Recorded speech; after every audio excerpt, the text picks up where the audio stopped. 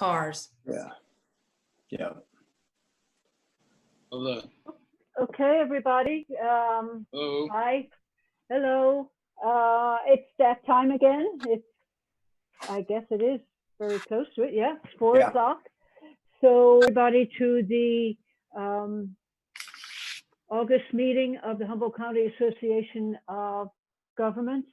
This is a virtual meeting, and as the agenda says, there are ways for public comment where you can call 669-900-6833 and enter the meeting ID, which is 861-2061-9451, and then press star on your 9 on your phone in order to speak.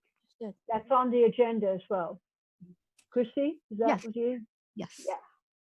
So those are the instructions. Again, we will be meeting on a virtual basis until further notice, pursuant to Executive Order N29-20. So at that, I'm calling the meeting to order right now. And I'll go to Christy, I think, for the roll call. Thank you.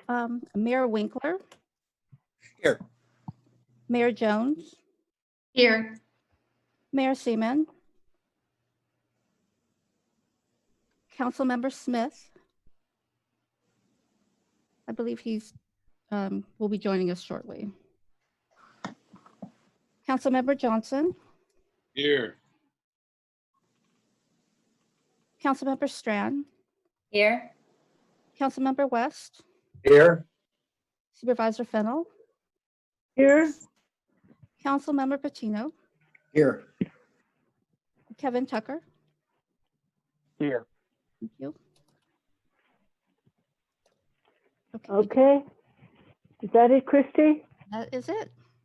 Thank you very much. Sorry, I'm trying to free myself from my mask. I think I'm not going to have anybody come in right now, so we'll see how that goes. So with that, we will now adjourn as the HCOG board and convene as the Policy Advisory Committee. And the Policy Advisory Committee convenes to include representation from Caltrans and HTA. That comes us to our next agenda item, which is public participation. This agenda item is reserved for matters not on the agenda. Do we have anyone online here, Christy, that you know who would like to speak to matters not on the agenda? I don't see any raised hands. No, we do not. Okay, great, thank you. Welcome. So the next thing we're going to do now is go to the meeting record of June 18th. That's I hope everybody's had a look at that. Yeah. And I make a motion that we approve the meeting record of June 18th, 2020. I'll second. Jack? thank you, Mayor Jones, and thank you for the seconder. So, all right, that takes us to any public comment. I don't believe there is. Just take a brief moment. Don't see anyone raising their hand. So we'll take a roll call vote on the the meeting minutes, please. Mayor Winkler, Aye. Mayor Jones, Yes. Councilmember Smith, Councilmember Johnson, Yes. Councilmember Strand, Yes. Councilmember West, I'd like to pull something off the consent. I'm sorry I didn't get my voice in before, but I would like to. Yeah, we're not there yet. Oh, I'm sorry. I thought we were on consent. I'm not hearing well. Okay, then yes. thank you. Supervisor Fennell, Yes. Councilmember Patino, Yes. Mr. Tucker. Yes. Thank you. Motion passes. Thank you, Christy. Yes, Jack, very often meeting minutes will be included in the consent agenda, so I understand that confusion there. I just You were looking into the future, and our next item is the consent agenda. And you do want to post something, right? I would like to pull something. I'd like to pull 5A. I have just a simple question about it, but I'd like to pull it. Well, I thank Okay. you for that because I found a mistake I made. So I was going to pull it as well. Thank you. Okie doke. So 5A. Any other items people would like to? Oh, yes, Sue? I'd like to pull 5B. Okay, 5D. All right. Anything else? Anyone else? Okay, so we've got 2 items, A and D. So I'll entertain a motion about the rest of the consent agenda. Should be, Right, I move that we adopt the consent calendar minus items 5A and 5D. I'll second that. thank you. We have a motion and a second. So again, I will, as per process, ask for any public participation. Any comments on the consent agenda? Minus A and D. Okay, seeing none, let's do a roll call again. Christy? Okay. Mayor Winkler, Aye. Mayor Jones, Yes. Councilmember Johnson, Yes. Councilmember Strand, Yes. Councilmember West, Yes. Supervisor Fennell, Yes. Councilmember Patino, Yes. Mr. Tucker. Yes. Thank you. Motion passes. Thank you, Christy. So that brings us now to items removed from the consent calendar, and we begin with item 5A, which is the Coronavirus Aid Relief and Economic Security Act, et cetera, et cetera. So, Jack. Okay. Can I give a brief background on it just real quickly and admit to my mistake that I found? So these CARES Acts is federal funding that is administered by Caltrans, and these funds are specifically for transit agencies to help with not only the issues from the past when coronavirus started, but also for the future. My mistake that I made was in the staff recommended motion that does say $50,000 to the Blue Lake Rancheria. They have since rescinded their request, and that was due for the multitude of requirements for these federal funds. They couldn't meet those requirements in time, and so they decided to pull back. So we do have 3 agencies that have submitted requests. They've been discussed at the Social Service Transportation Advisory Council meeting and the Technical Advisory Committee meeting as well. And with that, I can answer your question, Councilmember West. Okay. I noticed that there's three groups that were awarded money, and I'm just curious how that was chosen. Why is the city of Arcata get a full amount and the other 2 got lesser amounts, including the Yurok tribe getting about a third of what they asked for? Just curious how that works.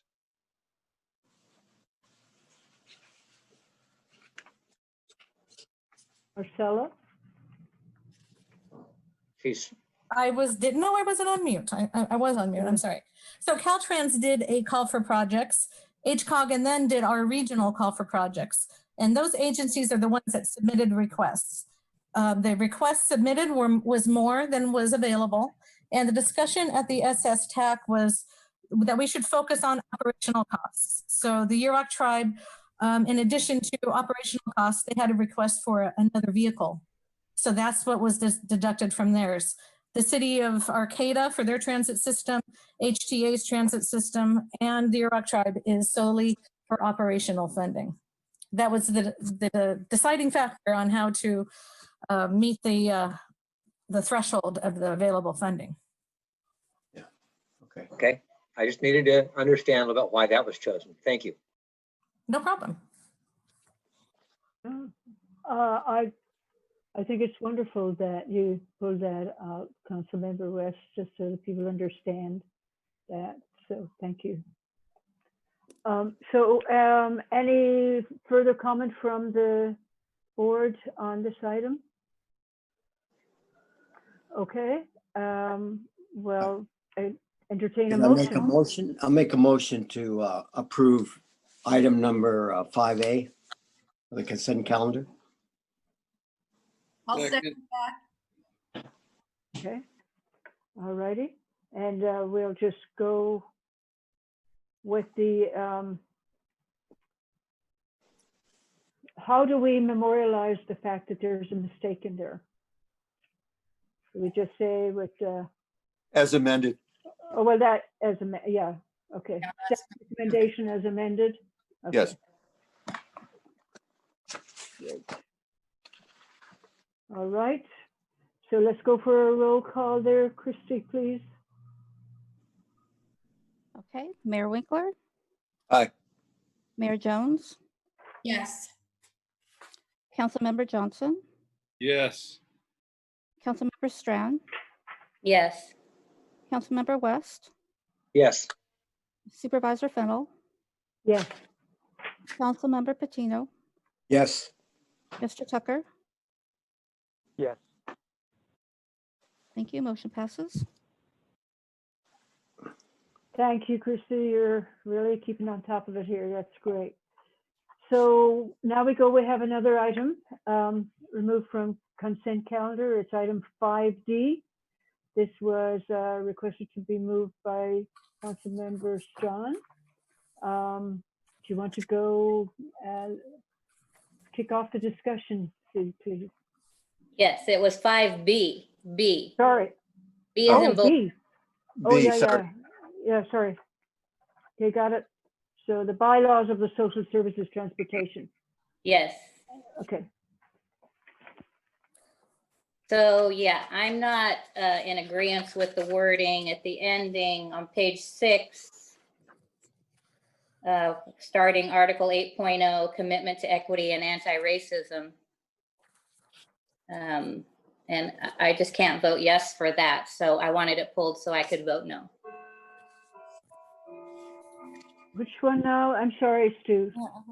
It's B, it's 5B, and it's Yeah. page 6 6, yeah.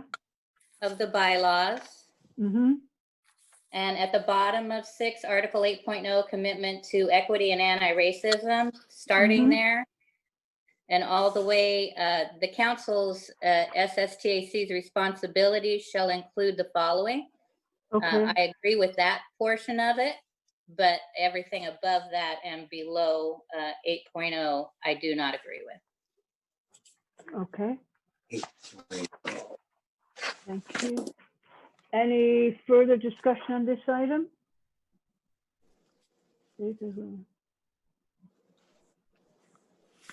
I can just add that the social SS TAC met twice on these bylaws, and they did unanimously agree.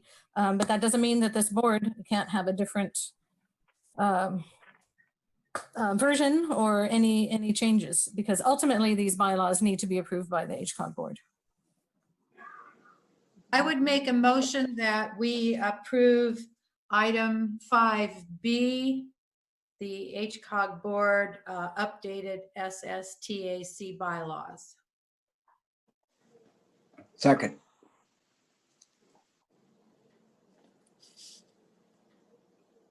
Okay, we have a motion and a second. Any further discussion of this item?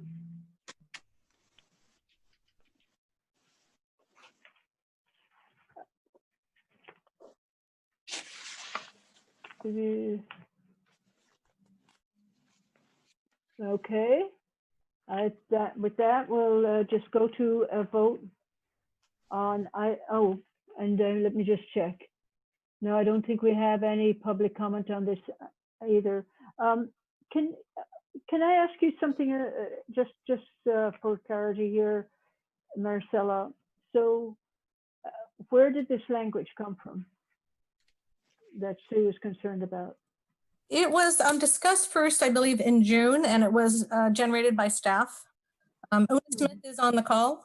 She was the senior planner. It was actually on a different item, a discussion on the Consolidated Transportation CTSA service authority. No, not service authority.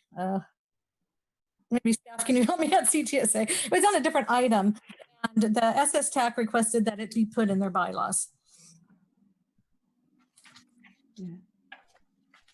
One point that I found confusing in here is the statement that it says, we acknowledge the foundation of structural racism also causes other transportation inequities for the elderly, people with colored disabilities. That seemed confusing. That, I mean, what I would have been more comfortable with is just say, we acknowledge that the system also causes transportation inequities to elderly people with disabilities and economically disadvantaged, because it seems like those two don't connect well at all.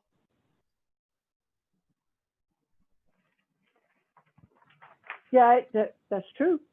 It doesn't. Yeah, because it doesn't really make sense. It doesn't make sense to say that. So that's, I would say, I would like to change that wording to just say there also are something to affect, you know, that they're also, that people with these characteristics also are a disadvantage from the system as it's currently structured. That change can certainly be made. It almost seems as since everything else has to do with racism, I don't even know. It's almost like it's a boilerplate type thing. You know, why did that sentence even wind up in there? So either to reword it to just say that they're disabilities to these other people, or just to drop it. Yeah. And I would invite Una to speak on it if she has anything to add. Una, yeah. Yeah. I don't, the edits seem logical to your wishes. Oh, but I will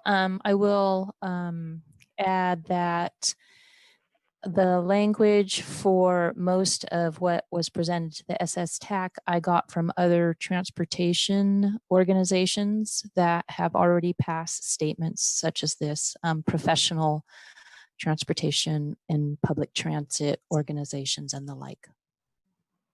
So what can you give us an example of like APBP, Association for Pedestrian and Bicycle, or the American Pedestrian Bicycle Association. NACTO is one. ASHTO, Safe Routes to Schools. People know the League of American Bicyclists, and CT, Commuter Transportation, a public agency organization for professionals. I would like it to be included. If we want to reword it, I can see that, but I think it's a good idea to acknowledge the fact that there's difficulties for the elderly, people with disabilities, and economically disadvantaged people. If you want to reword that sentence, because I don't consider that necessarily racism when you're talking about those groups of people, then I can see that. But I would like to acknowledge that there are difficulties for elderly people, people with disabilities, and economically disadvantaged people. So if we can reword that, I'd be happier than just taking it out completely. Well, I agree with that. So I think if we say that there also are barriers, we could say that there also are barriers to other users, inequities to the elderly people, disabilities, and economically disadvantaged people. I don't even, yeah, I mean, you can just make the statement without, you know, without trying we don't have to say, yeah, we don't have to say the foundation of anything. We just say it exists. Yeah, because it's not related to race. I mean, it's a disadvantage to these other people, but it's beyond. It's not connected with racism. So you could say something like, we acknowledge that there are also transportation inequities. We acknowledge that there are other transportation inequities for the elderly. That there are others, that there are other transportation inequity, or that there are, There are transportation inequities for, yeah. Yeah. So it should read, we acknowledge that there are transportation inequities for the elderly, people with disabilities, and economically disadvantaged people. yes, that would be good. But just get rid of foundation, structural racism. Yeah, also. because it's not really related. Yeah, but I would like it to be in there that we're Yeah. recognizing people having difficulties, that demographic group. Yeah, I think that's a good idea.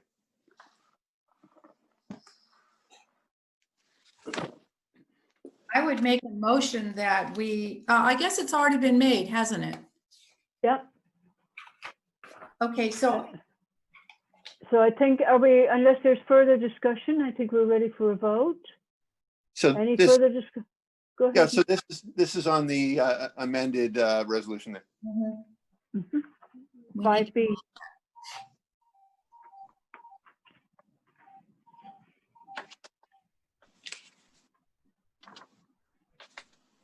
This is one of the things I think that everybody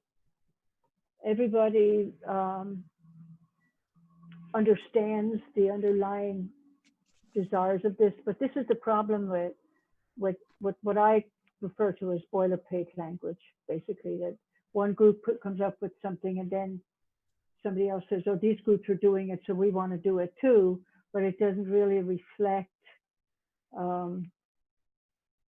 thoughtfulness, really. It's just, I don't know. I've always had problems with boilerplate language, but anyway, I think that the intention is a different thing. So, okay, so Christy, let's go for a vote on this. Okay, Mayor Winkler, Aye. Mayor Jones, yes. Councilmember Smith,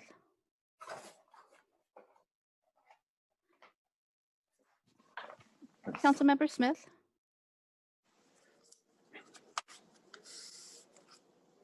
Where is it? I think we have him muted. There Aye. you go.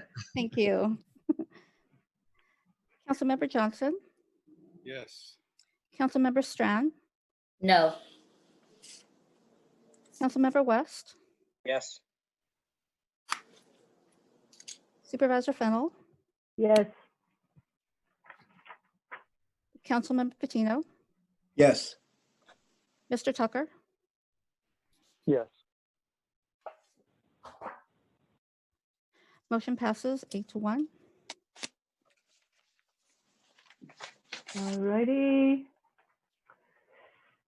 So that brings us to the item number 7, which is the action items for the PAC.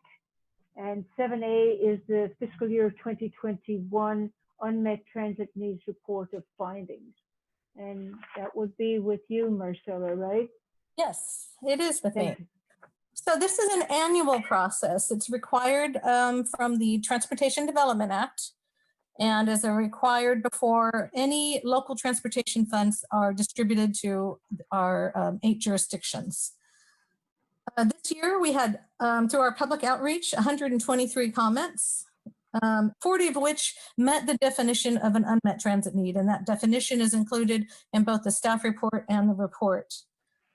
Once something is determined to be an unmet need, then we look at the process flow chart, which is on page 6 of the report.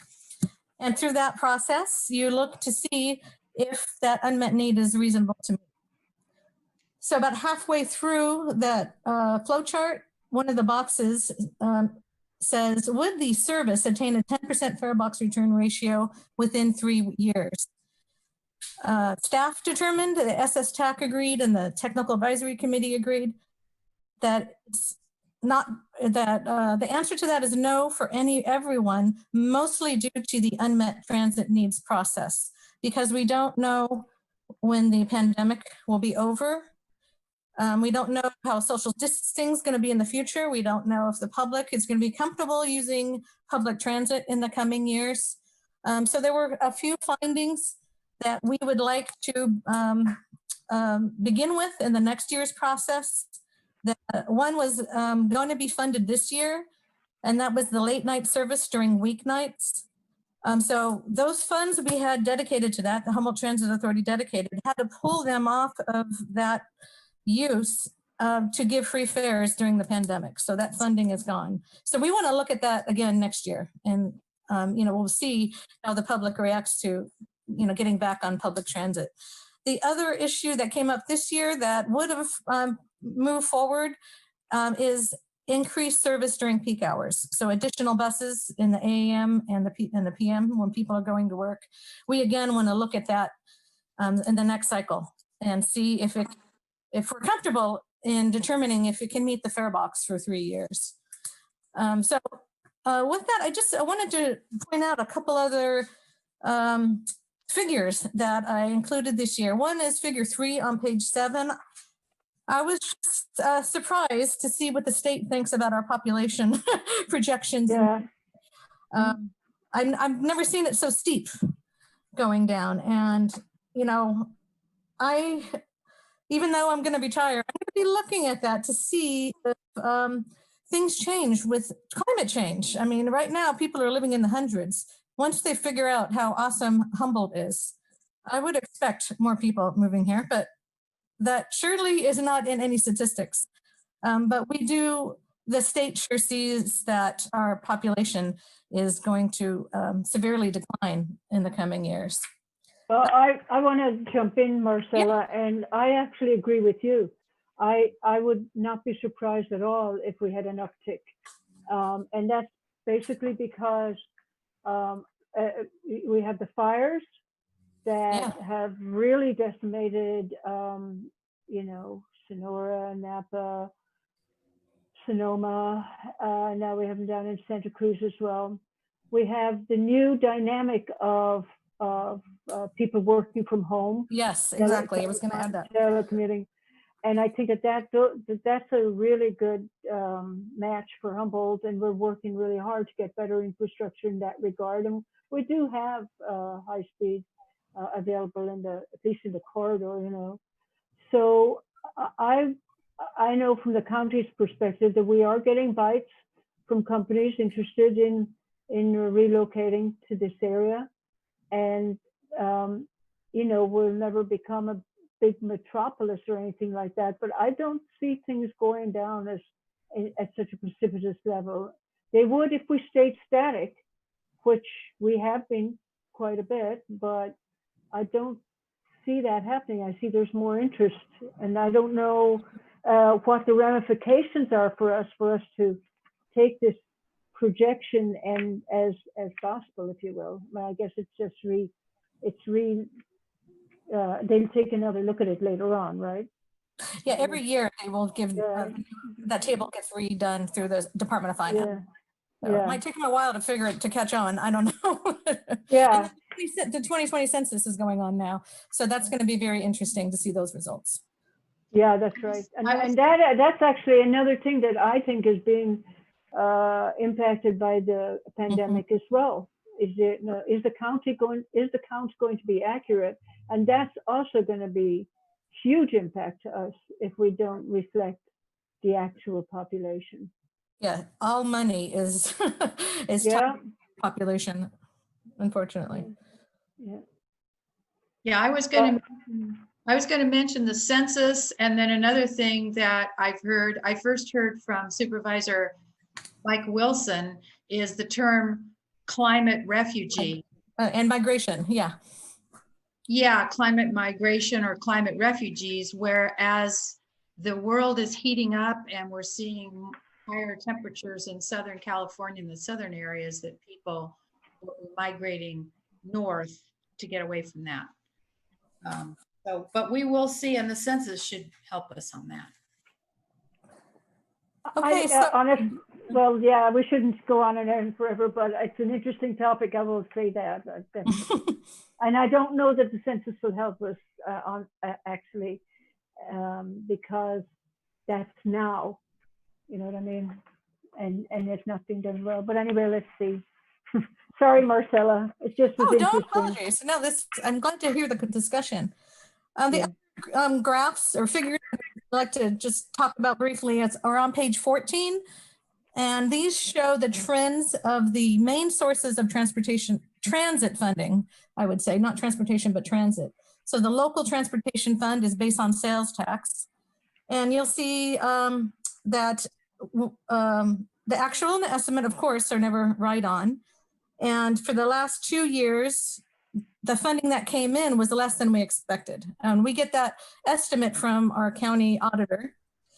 But one thing I will note today, I keep track of how much money comes in every month. In July, we got 50,000 more than July of 2019, which was shocking. Today, August came out, $110,000 more than August of 2019. So that's sales tax. I'm not sure if we're going to take a big hit in the coming months, but it was just a little heartening to see. For the 2019-20 year that we just finished, we didn't get all that we expected. So every city, almost every city, got less than what their claims were that were submitted to us. And that's just the way it works, unfortunately. But I know that every city is having severe budget issues. HCOG is spared from that, thankfully, and not just because of this LTF, but our other funding are not going to take any hits. But that sales tax trend so far for this year was just a little ray of sunshine. Figure 9, on the other hand, so this is a state transit assistance funding, and it's based on sales of diesel fuel. So in January, we got an estimate of about 1.5 million. We've already brought a resolution to this board, I think in March or April. We're going to have to be returned to that because we got a revised estimate a week ago that lessened it by $600,000. So we'll go to our transit agencies, to the SS TAC, and discuss, okay, we got some things. So that's going to be not a good conversation, but it will come back to this board as a revised resolution, if not probably in October, so that the SS TAC can meet. And with that, my only other comment was that this year we are doing a transit study for the McKinleyville area. So we will be doing public outreach and looking at the potential success of McKinleyville having its own transit system. So that is kind of exciting. And with that, the SS TAC, as well as the Technical Advisory Committee, have recommended finding that there are no unmet needs that are reasonable to meet, and that is what is recommended for your motion today. And I can answer any questions you have. Okay, does anybody have any questions or comments or questions for Marcella? Oh, one question I have in Arcata, we are doing more frequent reevaluations of the budget because we're expecting that the financial impacts of the COVID pandemic could cause rapid changes in our actual revenue compared with our revenue projections. I wonder if that's something that HCOG should be looking at and doing more frequent evaluations of the financial situation is in this rapidly changing environment. Well, I feel lucky that this came from you, Councilmember Wayne, because the city of Arcata has a savings of over $600,000 from 1920. Most other cities are at zero. All of the money was dispersed, but the city of Arcata hasn't used all theirs. So they're getting the funding that comes in this year, which is enough to meet their current budget. And on top of that, they have, their savings of $600,000 from last year. I do have the understanding that the city's looking at buying a vehicle, so that's the intended use of those funds. But the purchase of that vehicle could be, if the local transportation fund does take a dive, And we will alert everyone if it really does drop. You know, then the purchase of that bus could possibly be delayed. But for operation, the city of Arcata is looking really well. And they just, you know, with your prior approval of the CARES Act, they got another $300,000 that they were not expecting. Mhm. So Arcata's doing good. Everyone else, it's a. Well, basically, I'm a cheapskate, and I just operate on the city council as being a cheapskate with I even think more. that's a good quality.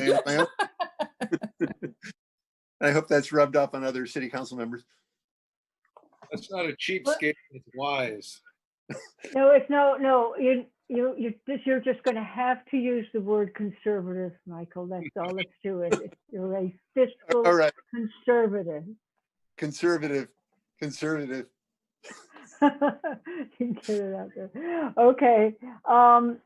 Well, any other discussion on this item? Nope. Nope. Okey-doke. Well, I'll entertain again, Excuse me, I Chair.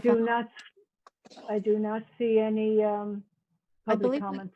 I believe we do have a Oh, we do? comment. I Yeah. saw a phone call. Yeah, there is a phone call coming in.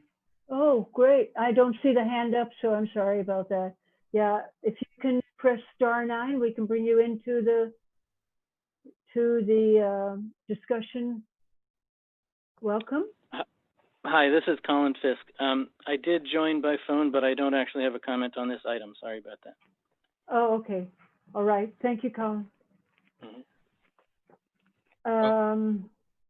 You're ready So for, again, ready for a vote? well, I would say I make a motion that the HCOG board adopt resolution 20-17 approving the fiscal year 2020-21 unmet transit need report of findings, determining that there are no unmet needs that are reasonable to meet. Second. Okay. We have a motion and a second, and we'll go to Christie for a roll call vote. Thank you. Mayor Winkler, Aye. Mayor Jones, Yes. Councilmember Smith, Aye. Councilmember Johnson, Yes. Councilmember Strand, Yes. Councilmember West, Yes. Supervisor Fennel, Yes? Councilmember Patino, Yes. Mr. Tucker. Yes. Thank you. Motion passes. All right. Thank you, Christie. And that brings us to item number 7B, the Regional Surface Transportation Program Formula Review. And that is also an action item. So I guess we go back to you, Marcella.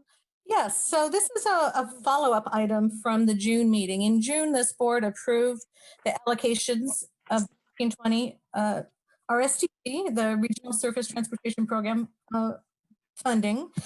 And that funding is based on a formula that has been around since I've been here. And I will say, I was lucky enough to go through our files, and I found the first staff report from 1993 when these funds came to HCOG.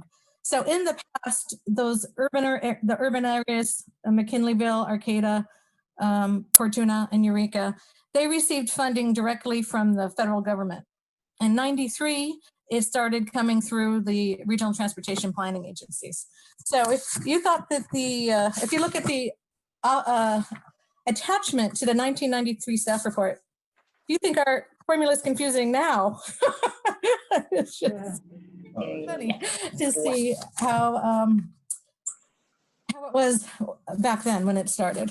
So I think it's gotten a little clearer, but it is still based on mostly on those urban areas. We are not required to fund anything, to use the FAU, the Federal Aid Urban Roadways, in any of the formulas, but this has been the way that HCOG has done it since its inception.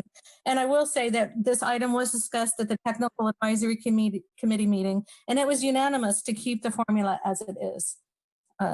So there was no request to look at anything different. I did provide a little a really high level look at how some agencies do it.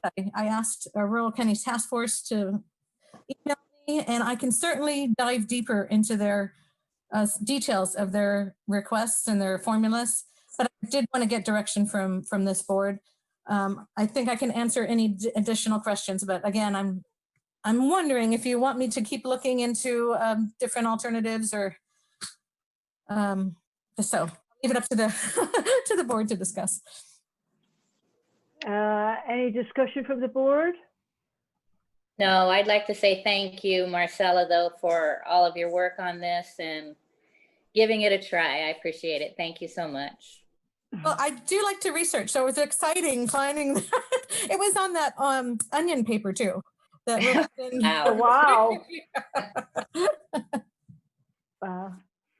Yeah, I mean, I think they did a pretty good job of allocations, you know,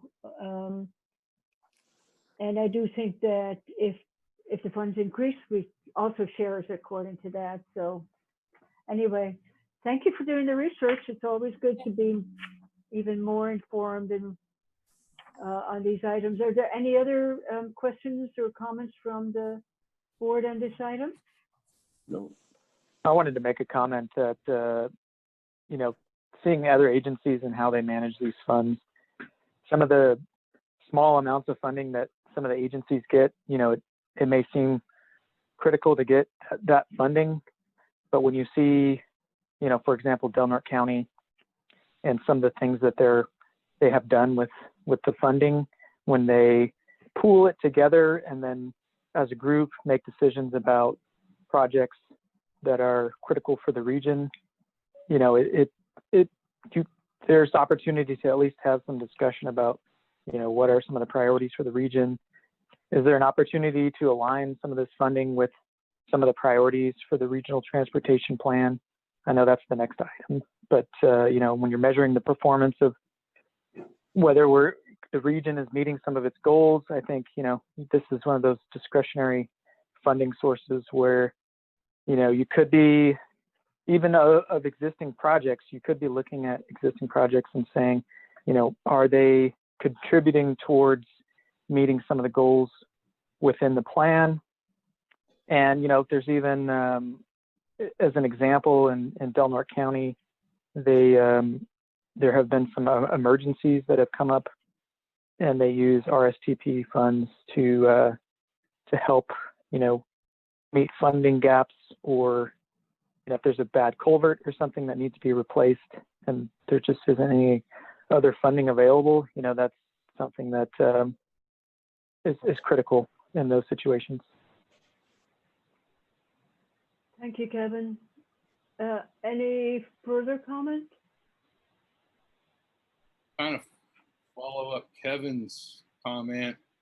There has been, for probably the last 6 or 8 years, a regional pooling so to get economy of scale on some maintenance projects, specifically an accelerated cure slurry, which can buy time until some STIP funds or something becomes available. And that has been a big boon where the county, Arcata, Eureka, Fortuna, Riadel, I think Trinidad was in on it once, and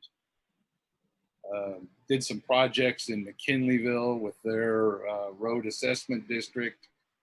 So pooling of at least jobs, if not resources, can get economy of scale cost benefits that we've actually seen happen. So now, whether RSTP funds individually for each agency is appropriate, that's for them to decide. But just a general pooling of, you already know you're going to do something, see what everybody else is doing, and maybe we can get paving, slurry, rubberized asphalt project. You don't know, you know, something like that.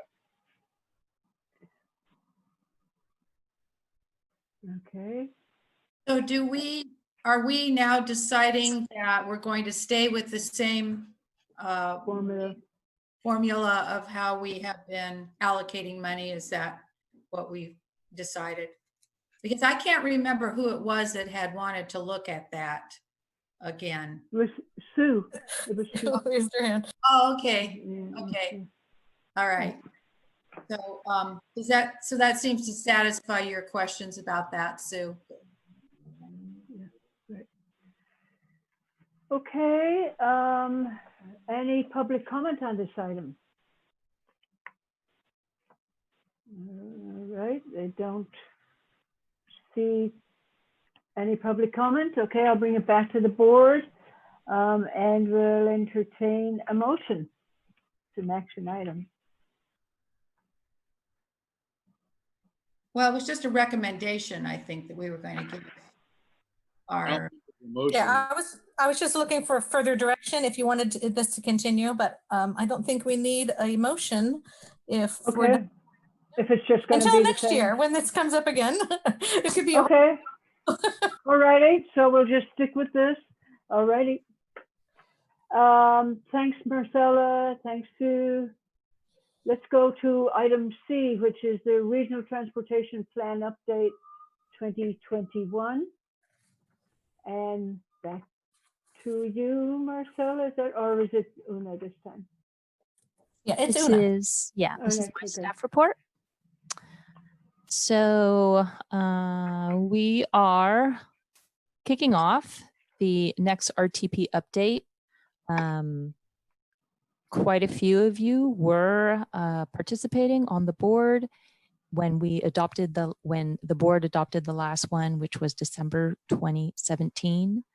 And right now is the perfect time to hear from the board about any direction you want to give staff for the changes that have happened in the last 4 years, and possible ways to respond to the different priorities that are even coming down from the State Department of Transportation and from the governor's office and such.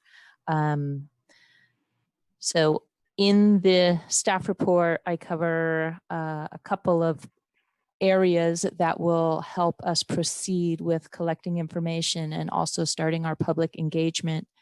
The big questions to the board are about performance measures and having the RTP update process be a avenue for perhaps finding targets that you want to put in the RTP. And also my question is if there are any particular areas about transportation that you are interested to hear from our stakeholders, from our communities at large, as we go out, hit the pavement and try and hear from as many folks as we can about how our system is working for them right now. So in the staff report, I brought forward the Governor Newsom's Executive Order N1919, which is his order that all state agencies redouble efforts for reducing greenhouse gas emissions. And I offered that just to frame the discussion.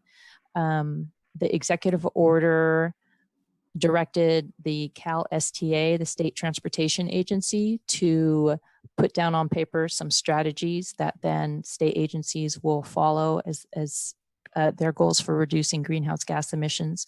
So I reproduced that in the staff report as discussion points. If any of those resonated with the board, I think those would be good things to discuss, either in terms of making new policies or using them as new objectives or ideas for targets, to see if the RTP is actually fulfilling the goals set out. Because as I cover in the staff report, we do have performance measures for almost all of our elements, definitely all the elements that are required by state law. We just have never gotten direction because it's not mandated through the state or at this point for any of our funding to collect the data and report on these targets, not for rural counties, because it's an acknowledgement about how hard these this data is to get. But the state's also beginning to acknowledge that it may be hard, but fighting greenhouse gas emissions is also really hard. So they are both at the state and the federal level, as I'm sure you all know through your jobs. There's more and more emphasis on performance measures. And so we do have performance measures, as I was saying, in all the elements. We just don't collect any of that data, and we don't actually have any targets in the regional transportation plan. But that is something that the board might want to consider having staff work on for the update. And the enclosure also includes the sample just from the complete streets element, the performance measure table. And then also I gave you an enclosure that has just every major goal from every element, which is every chapter in the RTP. These are things that they're hard to decide, especially I think in this virtual manner. So also if you have preferences about in the future as we go through this RTP update, your choices of how you want this discussed, what kind of information you want that will help facilitate your discussion and of that nature, please let me know.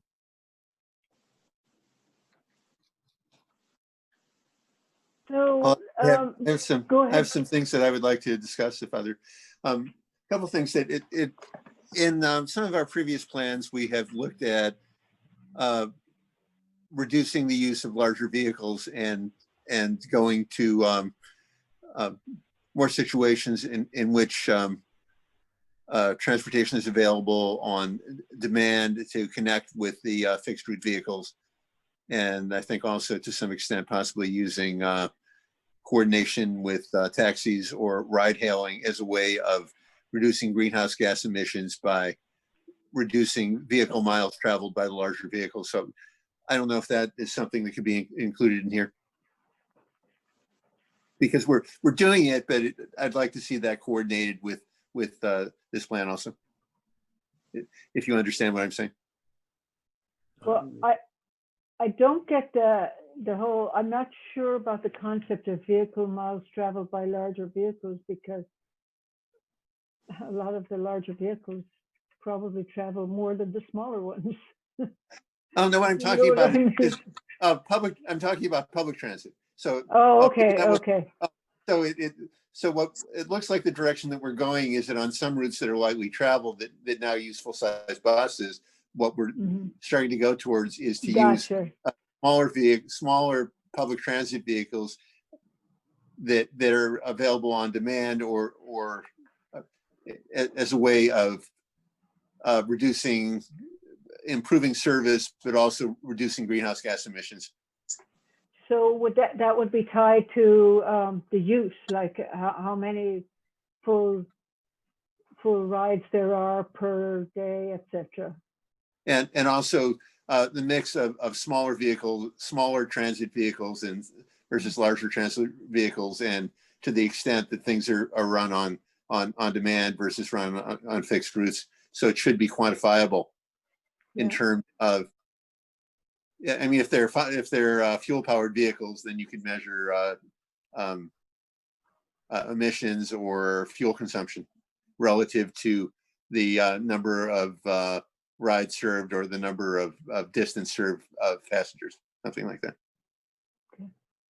So you're looking at maybe vans or some smaller vehicle that could be used instead of buying huge buses, since we don't need that many people, seats, that we could get by with smaller vehicles like a van, a 10-person van or something like that. Is that what you're kind of looking at? No, we're already doing that. I mean, in some of the plans that we've looked at in a previous meeting, we're already going in that direction. So what I'm saying is to put that into the plan and quantify it. So it's something we're already doing. It's something, a direction we're already going. And I just wanted the possibility of quantifying a direction that we're already going, because we think it's positive and corresponds to the state level goals on greenhouse gas emission reduction. I think that's the approach that you're making, Michael, and that's, if we're going to invest time and money, let's quantify the data and make it available to put into the next edition of the RTP as a performance measure. So yes, that's the point that I'm making is what you said. And it's all, I think that it's already in use on the old Arcata Road mobility on demand study or test run. So we got something to measure, or we should have something to measure anyways. Any further thoughts on? Oh, the other thing that I saw in terms of greenhouse gas reduction is, as we're going to, the state plan talks about greater use of zero emission vehicles. And one of the things that can happen is that the batteries in vehicles could potentially be used interactively with the output of things like offshore wind turbine installations to get to be able to absorb excess production that would otherwise be unusable. And so it's called vehicle to grid. And so that's one possibility that could also be included in what we're doing as we start introducing electric buses, for instance, to be able to use them in a way that coordinates with our local renewable energy sources.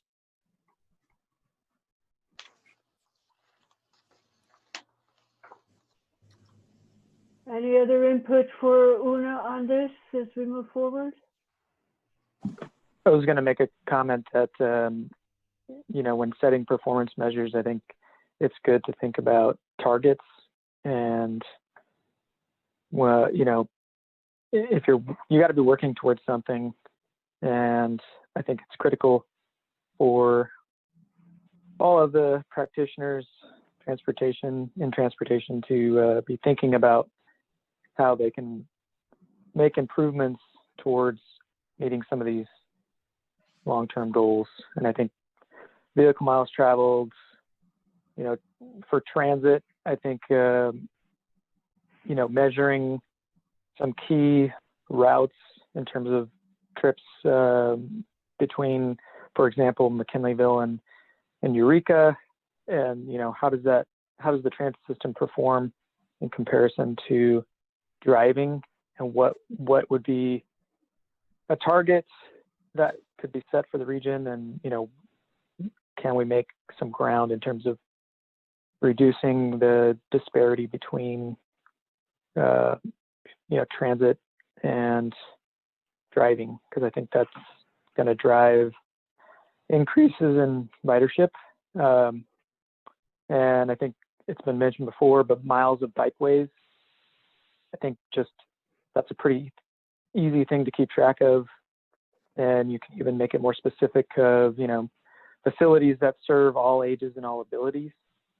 And, do we have a network within communities that serves all ages and all abilities? So I think those are some things that could be measured that help put into perspective, are we moving towards meeting some of these goals? Una, I had a question about getting data during this COVID pandemic that we're in. Is that going to skew data for us looking forward? Because in the last 6 months, people have not maybe been driving as much. I don't know what the data is showing, but it seems like it's going to change some of our findings if we look at the last 6 months of driving habits. What do you think?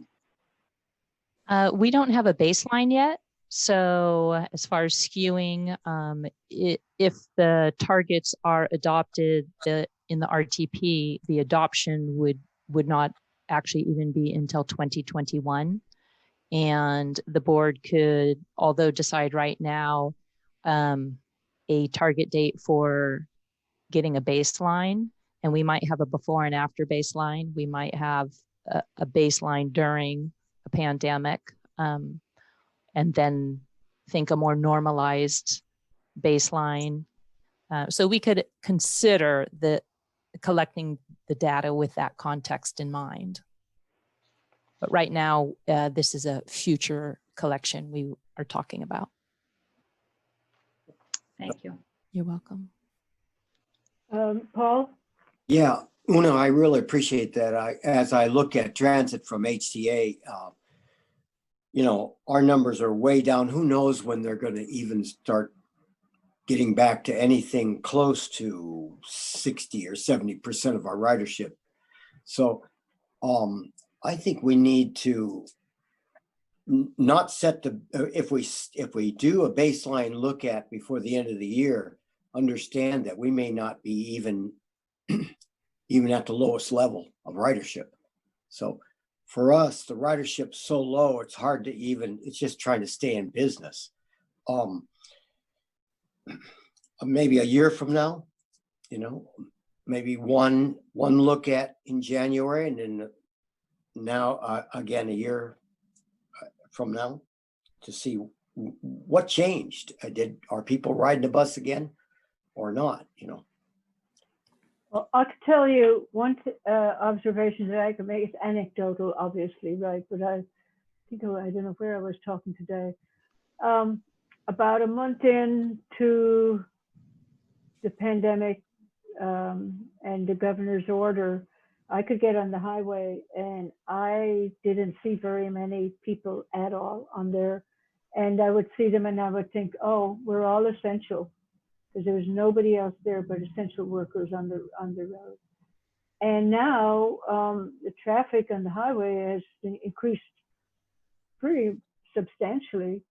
I'm not sure what that's due to, but maybe people are not wanting to be on the bus because they don't feel comfortable being in a closed space with people that are not in their family. I don't know, but there's definitely a bunch of traffic. But again, we were talking earlier about sales taxes and whatever. I do think that we're going to, as we look back on this in history, we're actually going to see that some sectors of the economy actually increased during this. It's really interesting to see this evolving as it is. And of course, essential services are at the top of the list. So it is a kind of a weird time to be doing any kind of extrapolation for the future, but it could also be a time when we're actually changing for the future. Things might be different for a long time. I don't know. Yeah. Well, yeah, I mean, looking at Zoom meetings, people staying at home more, students at Humboldt State, that ridership is changing. I mean, it's such a strange, as you said, time to be looking at, well, what is our baseline?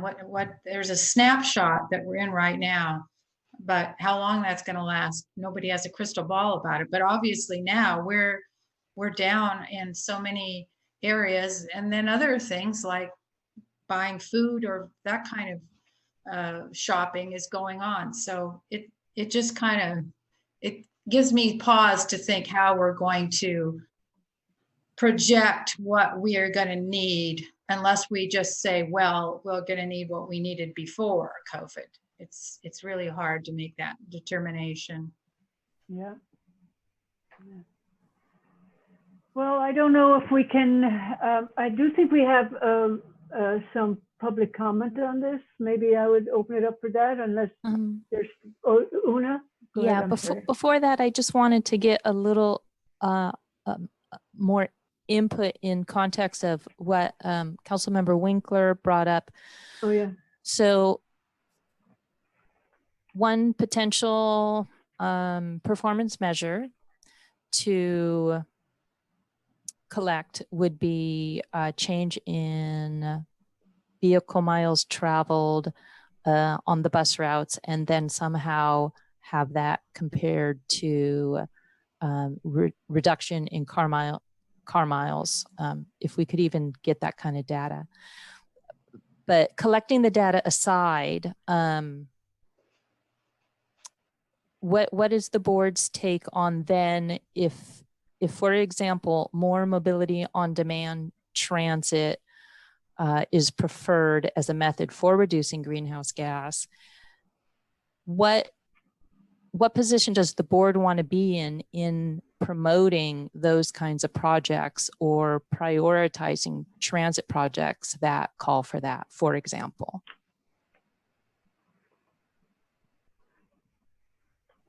Because at this point, we don't use any of those kinds of criteria for choosing what to fund. And the mobility on demand was really a self-starter thing that HCOG did. So everything we're doing would be from direction to go get grant funding. And even our mobility on demand scenario that was proposed from the consultant for the whole line was not something that locally the board thought would work at this time for our system. Mm-hmm. Well, three metrics that I can think of. One is the number of riders served. The second one would be greenhouse gas emissions, and the third one would be cost. And how those relate with different choices, with different mixes of traditional heavy fixed route vehicles versus a system that includes more smaller vehicles, or one that uses on demand to a greater extent, and to compare those mixtures with different balances of types of vehicles and types of routes. And as far as affecting that outcome, what can staff do to prepare things for the board? What I would like to see, it would be a comparison showing results in terms of those three metrics for different choices of what we could promote in terms of, as I said, combination of traditional heavy fixed route vehicles, including on demand, including smaller vehicles, and to show the effect in terms of those criteria on those choices. For some of, for the backbone routes from, let's say, HSU to CR, that I think there can be a lot of justification of continuing those as heavy fixed route vehicles. But what could be offered to the board is what would be the impacts of moving away from that to greater or lesser degree on these less heavily traveled routes. And I think in a model or in a calculation, I would like to see that quantified in terms of performance in terms of those metrics. So that would be projections on potential changes in the public transit system. And then would you want to entertain having discretionary funding program for such transit projects that the projections come out really favorably, just hypothetically? So would that funding come from reallocation of money that we already have, or would this be applying for grant funding for studies or something like that for these alternatives? I think we could do both, but in terms of affecting change, it would have to be a stable source of income. So it would be a reallocation. Michael, Una, when I'm trying to digest what you're all talking about, I don't see right now us making a big change on McKinleyville to Fortuna or HSU to CR. No. Because what we have is a bus that handles that. But what's been happening in the bus building industry is the big, large buses that are battery powered their range is so limited that what I think we should be doing is concentrating on electrifying smaller cutaways and using those in city of Eureka and city of Arcata instead of 40-foot buses. So there are companies now focusing on the smaller cutaway coach and electrifying them, and the price for those is, a percentage of what the big bus is, and we may be able to get 2 of those for the cost of a big bus, and that get rid of the gas or the diesel using large bus to buy another giant electric bus that only size-wise should be going from Arcata, or size-wise should be going on the backbone route, but it doesn't have the power to do that route regularly. I think we need to focus. I'm getting lost here, but I think we need to focus on smaller, like you say, electric vehicles for Eureka, city of Arcata, and possibly now city of McKinleyville, and only have the big bus go city to city. And maybe the battery packs will get better so that they can be a little more efficient at that. So yeah, I definitely, in my way of thinking, yeah, get the big buses out of the cities and use electrified only cutaways so we can meet up with the greenhouse gas goals or zero emissions. How are the hybrid buses performing versus the other ones as far as reduction in greenhouse gases? I would say my experience with the hybrid bus, we got them in the mid 2000s, and we expected them to cut the diesel fuel usage in half. Well, it really didn't come out that way. And the hybrids, like a Prius or any other kind of hybrid, mostly get their recharging on braking. So if you're driving between Eureka and Arcata on a freeway, you're not braking. You're just using up those batteries. So really the hybrids, and now the fully electric, battery electric buses, it looks like their range is limited enough for the near future that they should be city central kind of buses. Well, it should be interesting because the state goal is to take all heavy duty Class 8 trucks and turn them electric by like 2040 or something.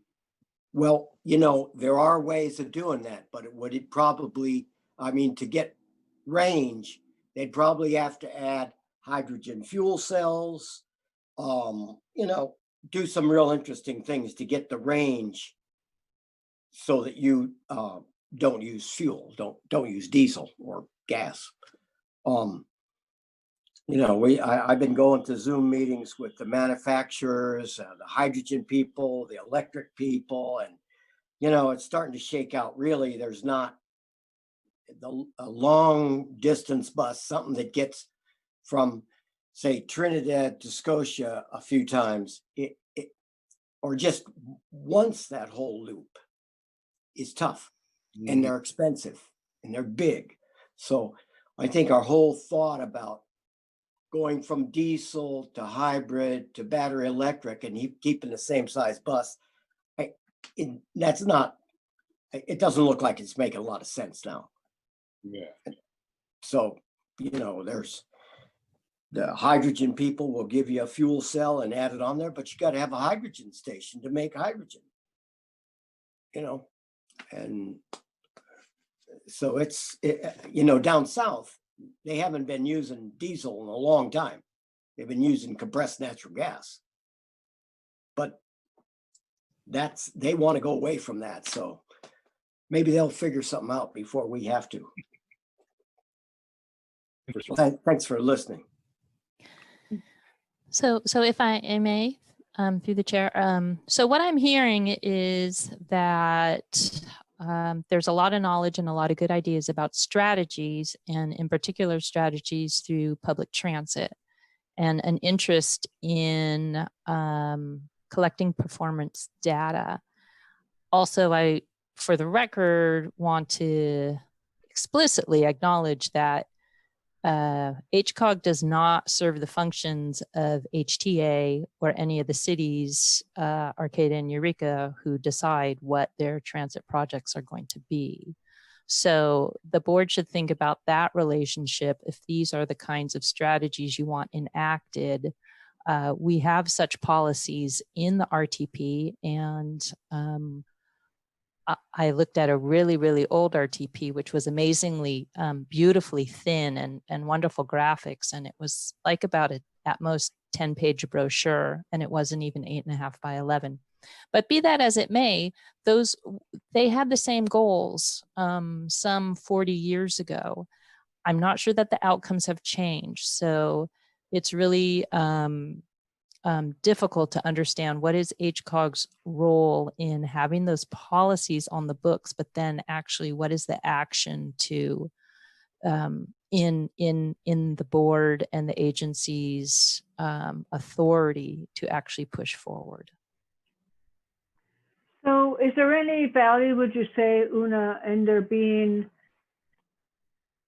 further discussion, as in maybe an ad hoc committee or something to work with you to tease out what direction? I think that might, logistically be one of the most effective ways. And I might even be able to get an outside consultant who could help facilitate that.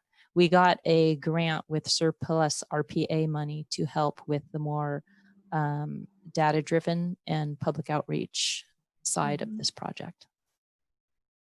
Okay.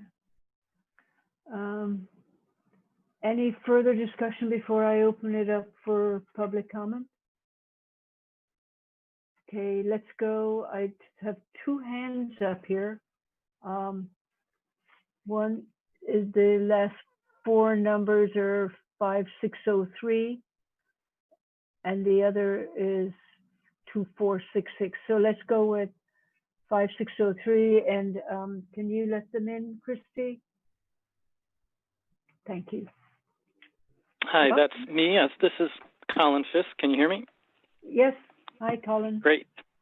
Hi, Chair Fennell and board members. As you know, I am with the Coalition for Responsible Transportation Priorities. And I just want to say, first of all, that I'm really grateful that the board and staff were so receptive to the comments at the last board meeting about the need to establish specific targets for tackling the climate crisis. As Una had reviewed for you, the current RTP already addresses the climate crisis and establishes qualitative goals as well as objectives and indicators and performance measures.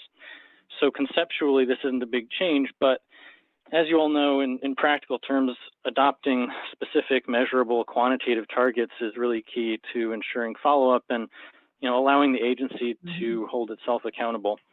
So CRTP has collaborated a little bit with some other concerned members of the public to come up with some suggested targets as a starting point for the upcoming RTP update and this climate crisis issue specifically. So I'm going to review those, and I don't expect you to absorb all of the numbers as I read them, but I wanted you to know that we spent quite a bit of time looking at what is necessary for reducing greenhouse gas emissions in line with state goals, as well as what may be feasible in Humboldt County, and we plan to relay these to staff so they can consider them further. So the suggested goals are, first, to increase the percentage of all trips made by walking, biking, micromobility, matched rides, or transit, so in other words, non-single occupancy vehicle modes, to at least 30% by 2030 and 40% by 2050.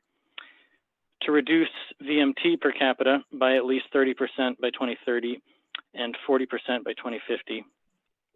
To provide electric vehicle charging stations serving at least 25% of public and private off-street parking spaces, which accommodate long-term parking by 2025 and serving 50% of those spaces by 2050. To increase the percentage of zero-emission vehicles to 25% by 2025, 80% by 2035, and 100% by 2050. To electrify 100% of public and school buses and other vehicles by 2030.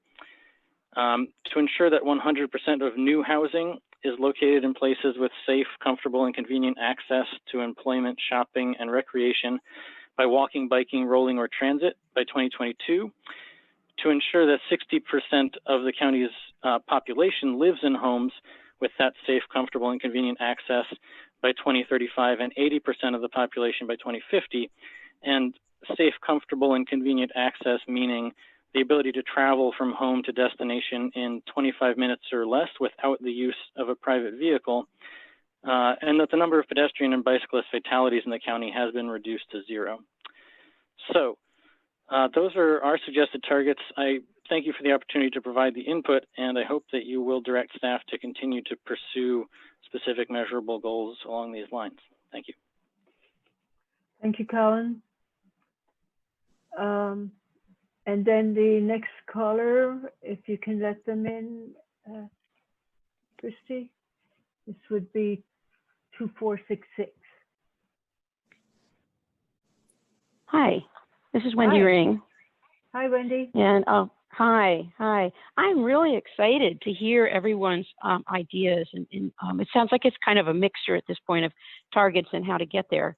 But I wanted to point out, first of all, that most of the performance measures that Colin was talking about don't require a baseline because they're really relative to climate change and dictated by that. They're not increase it by this much. It's like we have to get to this percentage of the population, or this. So the pandemic should not stop us in that regard. But mostly what I wanted to talk to you about was what we would stand to gain in terms of public health if we can improve our access to transit and walking and biking safely. And there's something called the Integrated Transport and Health Impact Model that was developed by the California Department of Health, and it's online, it's free, and you can put in changes that you want to make, and it spits out what the health benefits would be. So it's really exciting. It's been used by a number of regional transportation planning agencies, by the California Air Resources Board, by the Department of Public Health. So it's pretty solid, and I've used it for a number of things myself. And I just wanted to share with you, because the first goals that Colin was talking about increasing the percentage of trips that are made not in solo vehicles. I just wanted to share with you what we get when we put those through this model. And unfortunately, Humboldt County is not loaded into it, but Napa County fortunately has roughly our same demographics and percentage of people that use different modes of transportation. So I did it using Napa. So if we doubled our walking, biking, and transit by 2030, which is what we're talking about, that would mean we'd save 23 lives a year, and there would be 300 people in that year who would be productive in the workforce who would otherwise be disabled because of illness or prematurely dead. We'd save somewhere between $15 million and $218 million in health costs. We'd be reducing heart disease, dementia, stroke, diabetes, depression, breast and colon cancer. We would also, unless we improve our biking and walking infrastructure, we would also double our bike and pedestrian fatalities, which is currently at 9 a year. So that would go up to 18 unless we do something to make it safer. But we also wouldn't be able to double it unless we make it safer, because people aren't dummies and they're not gonna go if we don't make it safe. So that's by 2030. By 2040, our goal would be to triple. We'd be saving 46 lives a year, 600 of those productive people in the workforce who would otherwise be disabled or dead, $31 million in direct health spending, and $452 million in total health costs. So this is huge benefits to the county, and I understand well that money is in different silos, and but it's a great way to understand what it would mean to our economy and what it would mean to our neighbors, what it means to vulnerability to diseases like COVID, if we can make this happen. So I just wanted to throw that in there. Thank you, Wendy. Let's see, I don't believe we have any more public comments. So I'll bring it back to the board. Again, lots of food for thought there. Any further discussion about this? Any further input for Una?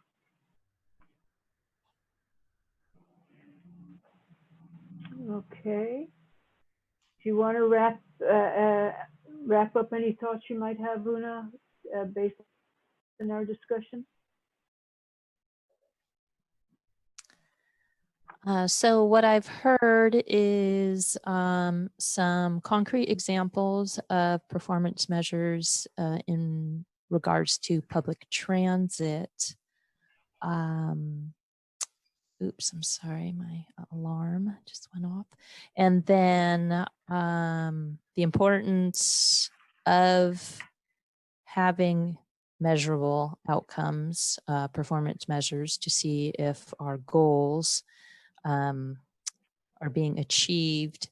And I'll be getting in writing the performance measures proposed by CRTP. So I can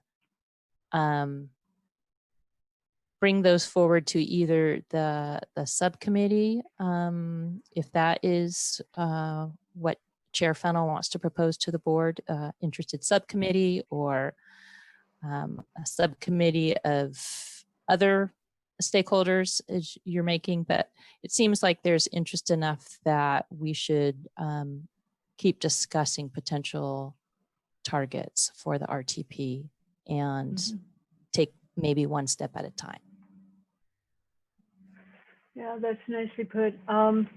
Yeah, I wouldn't say a subcommittee. I'd more be like an ad hoc committee, you know. Yes, that's what I meant. Sorry.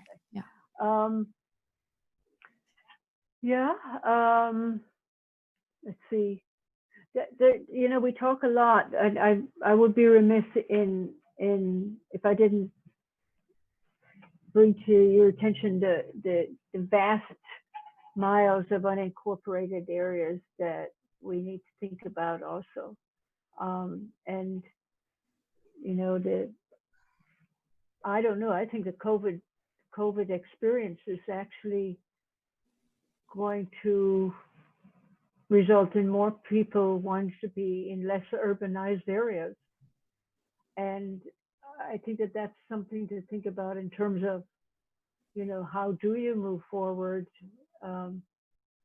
with your local hamlet or etc. So I don't know quite how to put my head around that right now, but I do think it's something we need to stay conscious of. And because this is an old model, it may very well become a really old model faster than we think.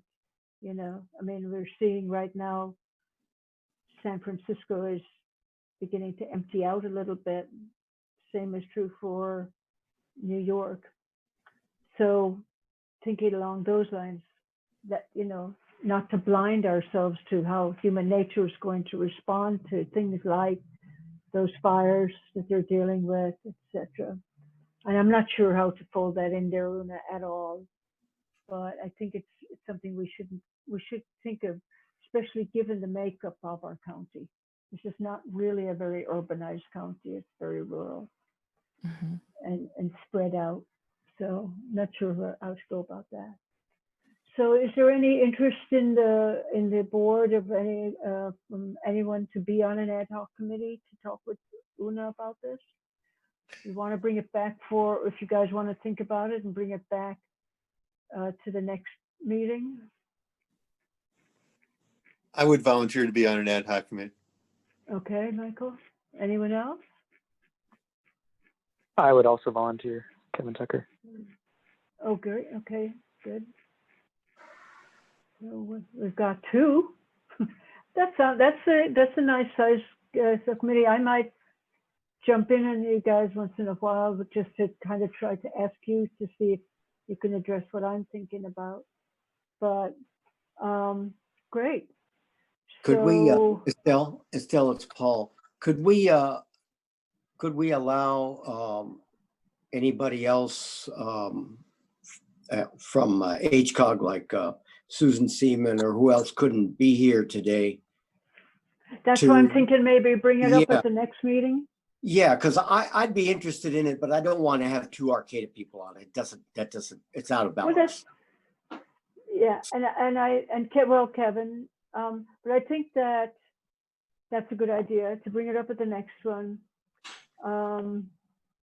but know that that's the direction we're moving in. Good, thank you. Okay. So let's just agendize that then for the next meeting. There's an offshoot of item 7C. We're looking to create an ad hoc committee to work with UNA on the performance, et cetera, you know, whatever way we want to go about the RTP update. I'd be interested in that also as a representative from someone who's a part of the outlying area, not Yeah. you know, that's part of the hour away by bus crew.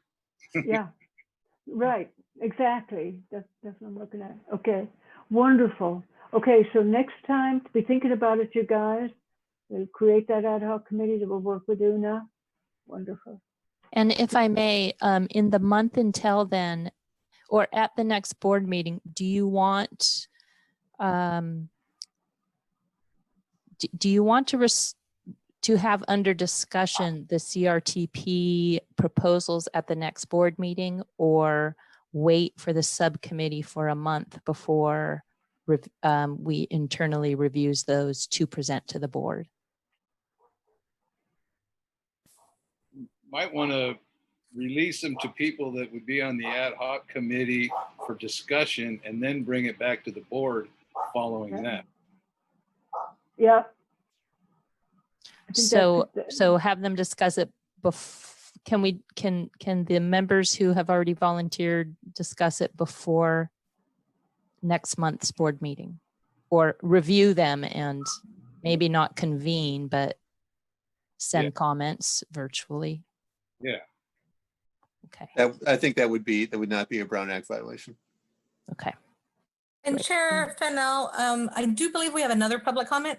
We could be through the public comment section, but we get so few public members that I'm hoping. No, thank you for noticing that. I did that popped up way after we closed it. I'm sure I'll reopen it to public comment. Thank you, Marcella. This is a number ending in 0920. So, Christy, if you can open that line, please.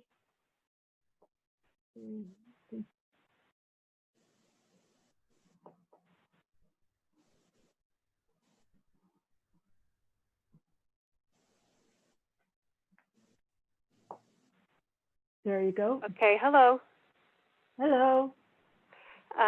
Yes, sorry about the confusion. My name is Martha Walden. I wanted to comment on what Colin Fisk and Wendy Ring said, but there was a discrepancy in the time between Colin Fisk was talking on YouTube and then Wendy Ring was talking on the phone when I called in, so it's just confusing.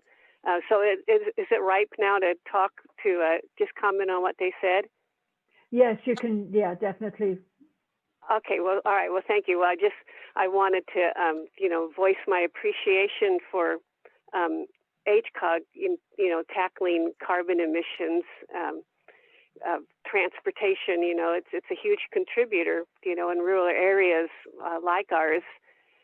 And I just want to say I don't think there's a silver bullet, but a whole raft of strategies, such as the ones that Colin Fisk and Wendy Ring just outlined. And the targets may seem, ambitious, but they're doable and absolutely necessary to mitigate climate change. The charging stations are very important for reducing emissions from solo driving, but I don't think EVs are the whole answer, because solo driving is it's still a high energy method of getting around, and also there are other negative impacts of a high volume of traffic, including the need for more roads. I agree with Marcella May and others that the population of Humboldt County is going to keep growing, especially as the climate changes. So we got to think futuristic and think in terms of actually reducing VMT instead of simply electrifying VMT. So what we were talking about earlier, electric mass transit is really a major boon, and bike lanes for the fit are a big help, and they're also really popular. So I guess that's all I wanted to say. Well, just that we're in an emergency situation with climate change, as you all know, and we're in desperate need of bold leadership. So thank you very much. Thank you very much, Martha. Appreciate that. Okay, so again, I think that we've kind of captured it, just to memorialize it. So Mike Johnson, Kevin Tucker, Paul Patino, Michael Winkler, all voices. You know, we're getting very close to a quorum there.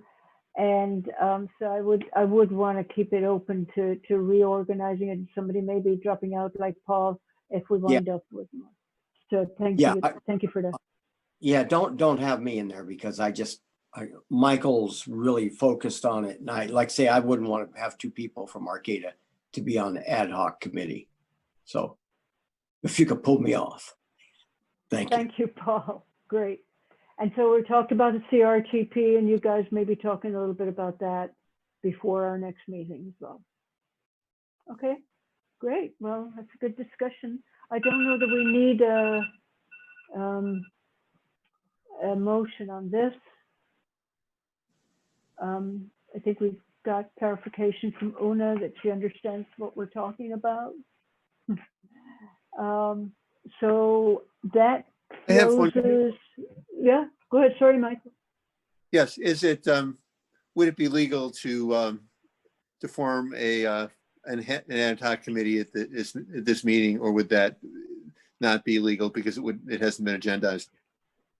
That's why we're putting it up to the next one, and also to give others who are not there now, like Susan, a chance to jump in if they want to, and we'll have it on the agenda at that time.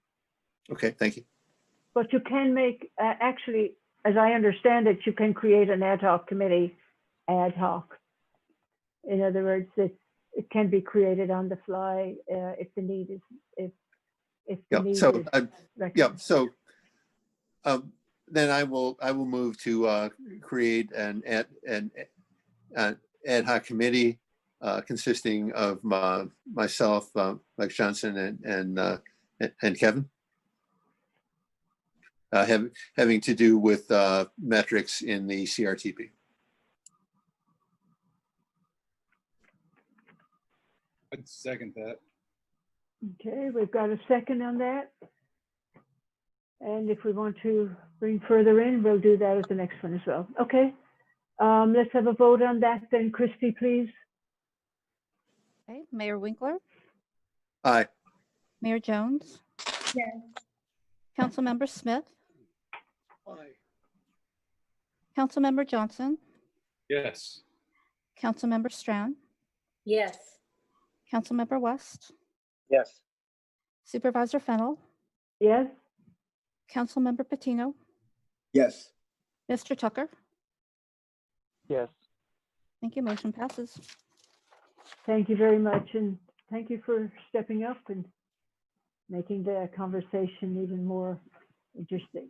Thank you. So let's see. We're now going to reconvene as the HCOG board, and by motion, we will do that and then look at approving the PAC recommendations. So here we are. Do we have that motion? I'll make a motion. We reconvene as HCOG. And PAC recommendations? And approve PAC recommendations, yes. Thank you. Okay. I'll second that. Thanks, Adeline. Okay, any further discussion on that? Christy, this being a virtual meeting, we must take a roll call on every vote. So back to that. Mayor Winkler. Aye. Mayor Jones. Yes. Councilmember Smith. Aye. Councilmember Johnson. Yes. Councilmember Strand, Yes. Councilmember West, Yes. Supervisor Fennel, Yes, motion passes. thank you, Christy. Now we go to item 8A, which is a reclassification and compensation increase for the senior planner position. Yeah, this is Marcella's item. So back in January, the HCOG board allowed staff to apply for what is called Regional Early Action Planning Funds, and that is administered by the California Department of Housing and Development, HCD. One of those tasks in the scope of work was to do a reclassification for the senior planner position. And my initial thoughts on that is, having been through 3 RENA cycles so far, that position does, I would say, deserve higher pay. It's a very political and stressful process. It's something that I never delegated to a lower staff just because it's because of those reasons. And then in addition to that, you talked earlier about the link of housing and transportation. And while rural areas aren't mandated to do certain reports on that, that requirement is almost in every grant opportunity that we see. So this senior planner position can also assist us with being successful in getting grants. I heard today that even the Caltrans grants, the transportation planning grants, the committee that approves those, for at least for one grant applicant, was representatives from HCD and the California Air Resources Board. So those are the people looking at applications that come in. And if we don't have someone on staff that is an expert in this, we will, in my opinion, lose out on future funding. So we did get an agreement with HCD and the fundings, and we contracted with Bryce Consulting. Their report is included in the staff report. Unfortunately, the representative couldn't be here tonight. She's taking her son to college, so he's going to college somewhere. And I didn't want to put this off. As the report says, the table 1, I'm not sure what page that is. It was early on. Those are page 6. Page 6, thank you. Oh, I had that. I just couldn't read my writing. So those are the agencies that I did recommend. Now, they are larger areas. They're metropolitan planning organizations. And the reason for that is because this kind of work is routine to them. The rural areas are behind the times because we say, oh, there's not a mandate. We don't have to, have an expertise in that. But like I said, it's in almost every funding opportunity that we have. The consultant on page 10 has a recommendation, and hopefully you had an opportunity to read the report, that her recommendation is an increase with a maximum of 10%. That would be reasonable. And I took into consideration the size of the other agencies, their budgets, and their cost of living. So my recommendation is 7%. And Una certainly has her say in this as well. I did consult with her, and she is requesting an 8% increase. So with that, I can answer any questions. The only other thing I wanted to discuss that is not in the motion is I do think that a class and comp study for the remaining positions is warranted. We haven't had one since 2011. And it just makes sense that, everyone is looked at. This funding was solely for the position that's going to work on the HCD, the scope of work. So I do have that recommendation, certainly after I retire. So I'm not asking for it to be done before I retire. But just with the other planning positions we're going to hire, and with the fiscal officer and the executive assistant, it seems to me, it makes sense. So I will just add that as an optional addition to the motion. And with that, I can answer any questions that you have. Okay, any questions for Marcella on this item?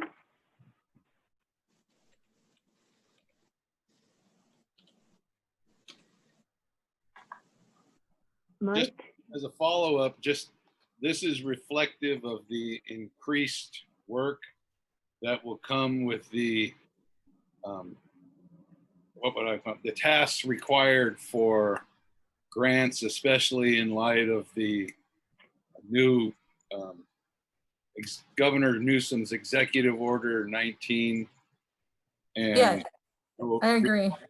requiring more extensive knowledge of the interplay with the goals and the planning. I mean, I'm assuming that's what this is, and that if I remember correctly, you talked about the availability of continuing education required for this. Is that correct? Yes, absolutely. And I will say that with Executive Order 1919, so the follow-up to that is an action plan that the state is working on now. So they have reached out to rural areas, and they expect to have a draft action plan out by October with a final approval in February of next year. So that could be something that Una is, involved in directly as well. Because, I mean, you have those statements in the executive order, but when you have to get to the meat to find out what it really means to us, and the meat's coming. Yeah. I know that we've all this year so far, I think everyone that sits on the board here has struggled with funding issues. So Yeah. we've all received many requests from staff at our own agencies. So Yeah, I will say that HCOG budget, we're not looking at a decrease because our rural planning funding that we get from Caltrans is going to stay the same. Our PPM money that we get through the STIP, we get what we asked for. And with the other part of funding that we have is the local transportation fund, and that comes off the top. So we don't expect any decrease in that. We have been very successful in grants, and that's what we want to keep being successful at. And this position would certainly help us with that. So basically, also, I mean, just for clarification, a lot of the times when you're working on those grants, you're working on funding agencies, they're basically billed for the work, right? It's not. Yes. It's not the same as dealing with county employees or city employees. It's a different kind of a situation. Yeah, it's kind of like consultants. We have a bird. So we set the standard and they pay. Absolutely. Yeah. So. Well, I'm in favor of the 8% that was suggested by our current senior planner. And then did I understand that your position would also need a raise after you retire? Is that what I heard you say, Marcella? No, just an additional recommendation that's not in the printed staff recommendation is that we conduct a class and comp for the other 4 positions. Mm-hmm. And I'm just saying that I will be gone by the time, it would take effect. So it's not for personal gain or anything, but, it hasn't been looked at for 9 years. And, we usually all the planners are kind of stagnated. So when we're going to be hiring either an associate or an assistant planner, and it would be good to have a good market value for that. So we need to look at the pay scale then. We need to look at the. I recommend a consultant, do the work. Okay. Yeah. Okay.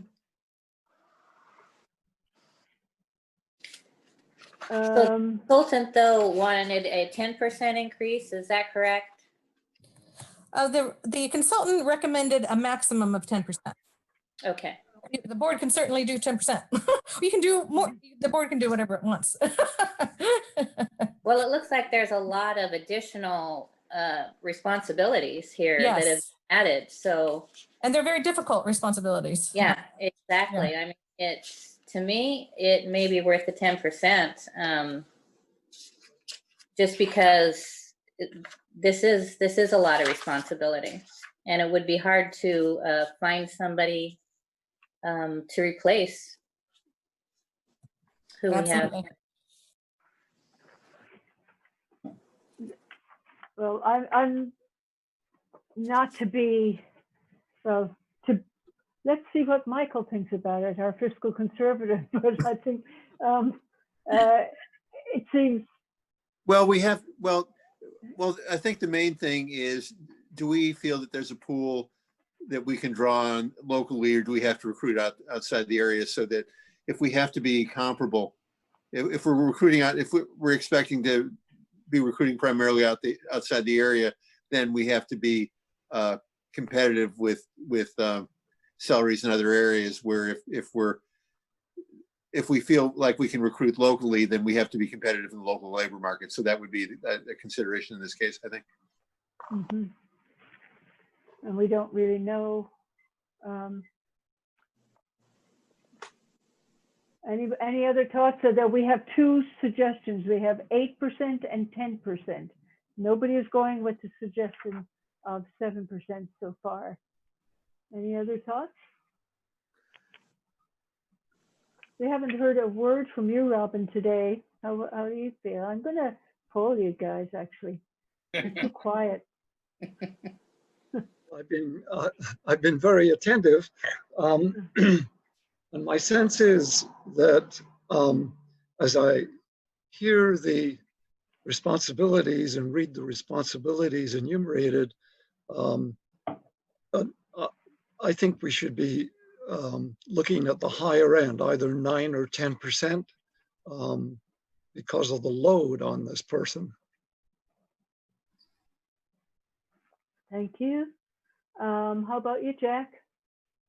Well, I agree that we probably should be putting up a pretty high amount, but I also think we ought to be very careful about how we spend our money. And I think that 8% sounds pretty good to me.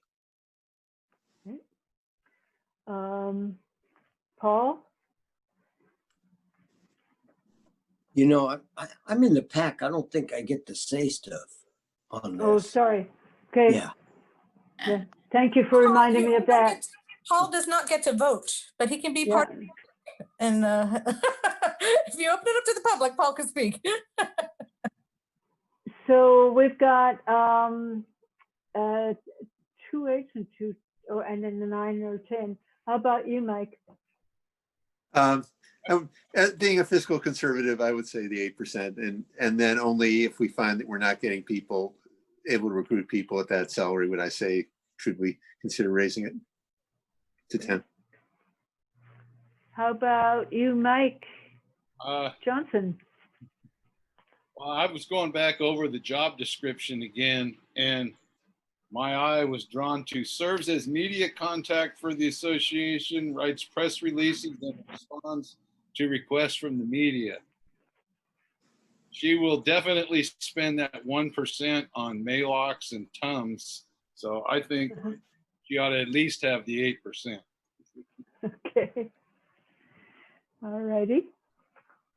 Well, I will move then that the HCOG board approve an 8% pay increase for the senior planner position and changes to the senior planner job description to include duties associated with regional housing and efforts to reduce greenhouse gas emissions in the region.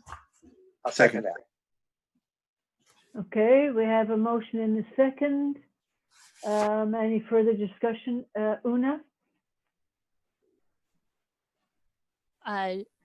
I'll just let Michael Winkler know from his comment about the outside applicants, just from what we know from when we hired for the assistant and associate planner. And even when I was temporary, but then the senior planner position became permanent, we didn't receive local applications from what I recall. I know for the assistant and associate, it was all people outside. And also what happened was our 2 top candidates, when we called back to schedule interviews with them, they both pulled out. So just to let you know the very recent history of our recruitment. Thank you, Una. Robin? I'm just going to speak from my personal experience here. When we were trying to recruit physicians to our small group of doctors and nurse practitioners down in Fortuna and Ferndale, it became very clear very quickly that as soon as you reach for someone with a higher degree, you know, of a friend trying to recruit a CPA for his business, you have to start to think a little higher. So that's, since I suspected that what Una has just confirmed, that we were going to have to reach out of the area, I would just reiterate that the 9 or 10%, I think, is, you know, a much more sensible way to begin. You certainly don't want to have your offer out there for too long, because then you get that effect of, oh my God, they've been advertising forever. So there must be something wrong with this job. So closure quickly is another aspect of the deal here. Okay. Let's see. Do we have any public comment on this item? There is no public comment. Thank you, Christy. Tino, you can speak if you'd like as a public member. Yeah, just so you know, I really think along the lines of Robin, but I at this point I think the 8% is probably, in Michael's conservative view, okay with me. So thank you. Thanks, Paul. Okay, bring it back to the board, and Christy, let's have a vote on the item before us, the 8% increase. Okay, Mayor Winkler, Aye. Mayor Jones, Yes. Councilmember Smith, No. Councilmember Johnson, Yes. Councilmember Strand, Yes. Councilmember West, Yes. Supervisor Fennell. Yes. Okay, motion passes 6-1. Thank you very much, Christy, and thank you to everybody for that discussion. So let's see, we're on to item number 9, which is HCOG staff and PAC member reports. So this is reserved for matters that members of the PAC and staff may wish to present. Do we want to go with Caltrans report on 101 corridor project first? And welcome, Kevin. Where are you? Did he drop out? Let me have a look.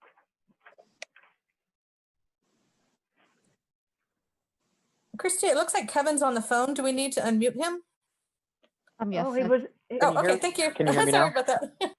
Oh, there he is. I see him now. Hi, Kevin. Hi. So yeah, unfortunately, I lost my video feed and it muted me automatically. So Oh, I am here, and we have so for the Eureka Arcata corridor project, you'll see a lot of work going on in the corridor right now. A few things to mention: the Samoa Wetland Mitigation Project was awarded to Steelhead Constructors based out of Reading. Construction is planned to begin in September. For the Indianola undercrossing and the half signal project, design is still ongoing. The team is working toward a draft set of plans within the next couple of months. As mentioned prior, the construction method for the approached fill embankments will utilize a column-supported embankment in order to mitigate the settlement period of soft soils and yield a construction time frame of 3 to 4 years, which is reduced in comparison to the original 6 seasons of construction.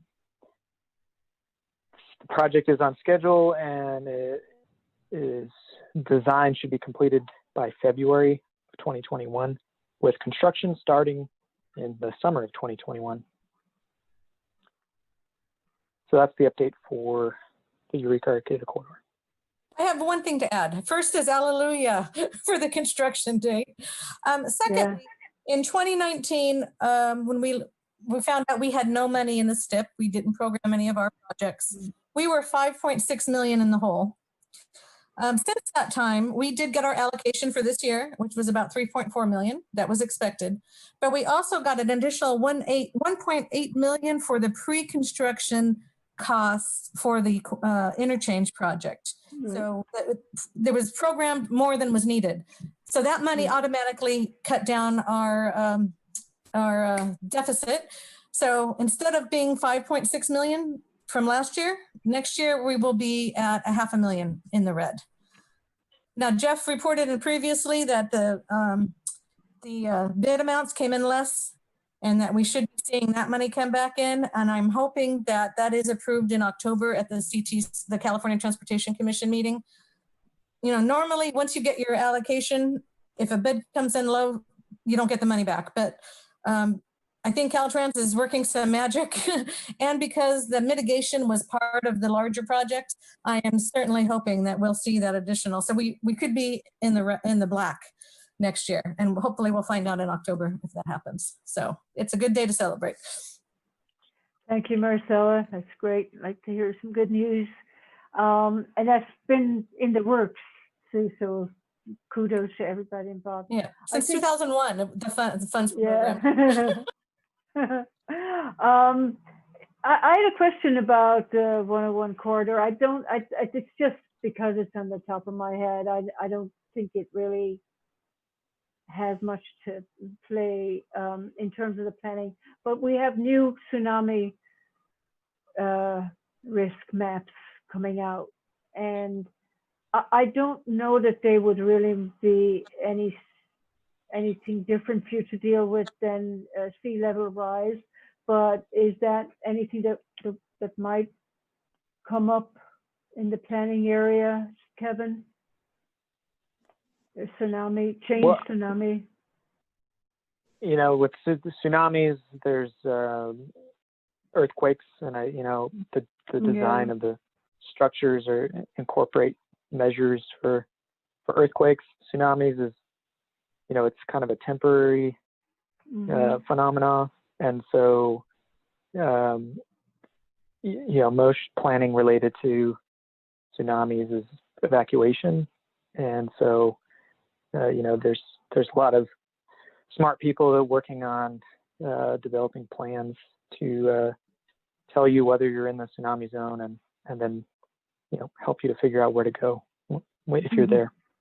Yeah, and I'll just add, it was already my assumption that's already in the tsunami zone, but I can check the new maps because I did see that those came out to see if there's any difference. Oh yeah, it's already in the tsunami zone. That's what I think. Without me really seeing it in writing. It is. I will look into that. It's definitely in it. I don't know enough about the dynamics of tsunami, except that I know that if it goes further in, it's then there's more inundation at the point that it's at right now. But I don't know that it would really make a change. As Kevin said, it's kind of a transitory thing, and you're dealing more with the earthquake.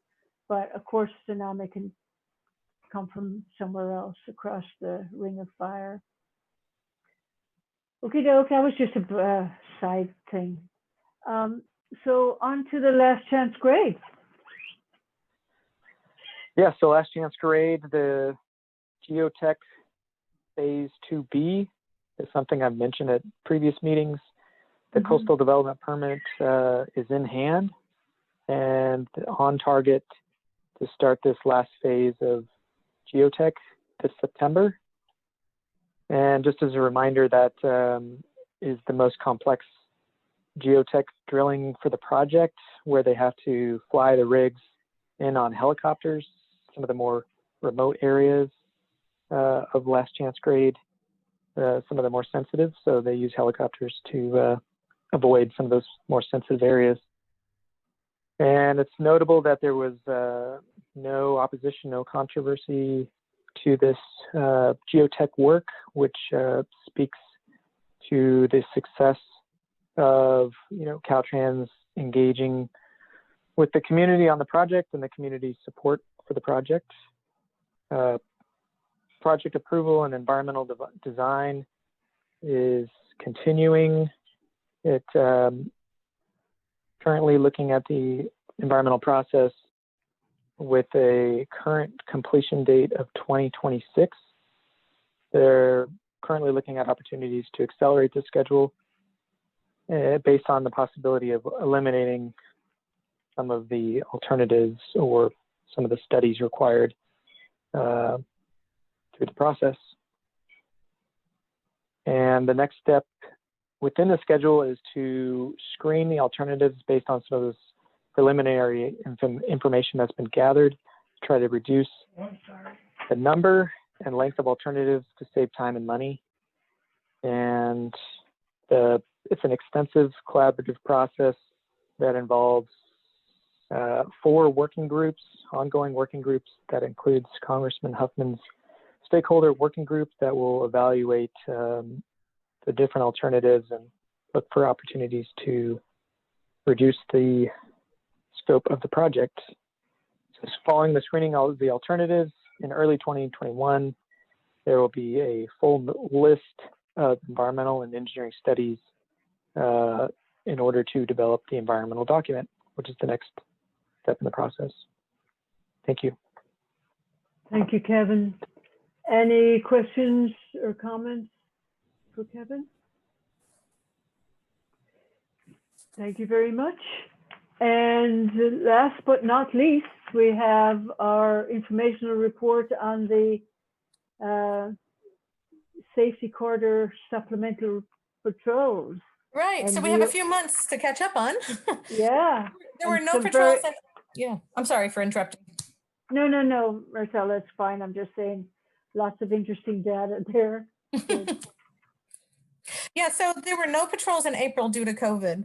And I'll just group from May, June, and July. The high rates of speed were between 68 and 74 miles an hour. In May, all those high speeders were local people from Fortuna, Carlotta, McKinleyville. In June, the highest person was from Garden Grove, so we're getting some travelers in. And in July, in Sacramento and Arcata. You know, I do get reports on the arrests and things. Someone was arrested with heroin possession, and Sergeant Whitmer joked a comment that someone else had marijuana, and he said, it's just what world we live in now. You get a ticket for that. In the old days, you'd have been arrested. So that was a funny little quip. If anybody has any questions on that, I do have one announcement on August 25th, and I sent everyone a notice for a public meeting for the Broadway corridor plan that HCOG has been partnering with Caltrans and the city of Eureka. We're getting down to the end of the process, and I just want to encourage everyone, if you have time between 6:30 and 8:30, to tune in. There's a lot of exciting things we can do on that corridor. You know, in the beginning of the project, it's such a tight area without an imagination. You wouldn't think that there could be some great things, but I think we can do some transformation there. But we certainly do need public input, because it will not move forward without the public. And as leaders, I'm hoping that you can attend. And certainly when the final document is ready, it will come to this board, but that'll be at the tail end. So I'm hoping that you can tune in and take a sneak peek at that. And that's all I have. Well, speaking of vehicle miles traveled, having these meetings on Zoom makes it a lot more possible to attend, you know, it really does. Right. I used to walk to work though, so now I'm gaining a lot of weight. Does backfire a little bit. I know. Tell me about it. You're not the only one. Well, everybody, thank you very much for a really interesting meeting, a great discussion, and we'll see you next time. We are adjourned. Thank you. Thank you. Thank you, everyone. Thank you. Bye. Thank Everyone. you. Bye. Thank you.